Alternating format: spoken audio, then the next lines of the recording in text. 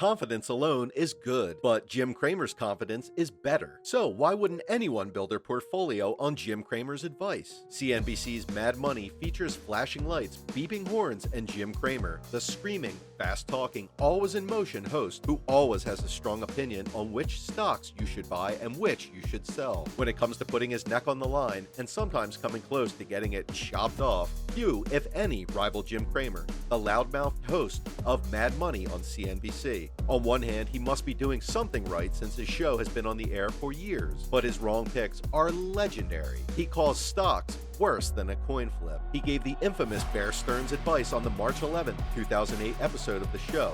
A viewer named Peter submitted the question, should I be worried about Bear Stearns in terms of liquidity and get my money out of there? Cramer responded, no. Bear Stearns is not in trouble. If anything, they're more likely to be taken over. Don't move your money from Bear. What seemed like good advice turned out to be terrible advice. On March 14, 2008, the stock lost more than half its value on the news of a federal bailout and $2 per share takeover by JP Morgan Chase. Too bad. Cramer stated he was not recommending the common stock, but allaying concerns about the account holder's liquidity held in a Bear Stearns brokerage account. Yeah, right. But that's not all. He has a long line of calling bad stocks. Cramer recommended investing in Merrill Lynch, Morgan Stanley, and Lehman Brothers before the stocks fell in value significantly. General Electric, which Cramer recommended several times throughout his career, including in 2008 and in 2015, might not be his worst call in the show's 14-year run, but it's up there. It's certainly the one that's most talked about, and it's among his greatest regrets. GE is one of the biggest mistakes of my career, Cramer said in October 2007, amid rumors of a potential dividend cut that eventually happened. Rarely have I felt this stupid, he said in his keynote speech at the 6th Annual Internet and Electronic Commerce Conference and Exposition in New York, after promising his audience to name names of his favorite stocks to buy and naming 10 technology internet companies, a list littered with companies now bankrupt or merged into others at a fraction of their 2000 valuation. Cramer said, "We are buying some of every one of these this morning as I give this speech. We buy them every day, particularly if they are down, which, no surprise given what they do, is very rare, and we will keep doing so until this period is over, and it is very far from ending. Heck, people are just learning these stories on Wall Street, and the more they come to learn, the more they love and own. Most of these companies don't even have earnings per share, so we won't have to be constrained by that methodology for quarters to come.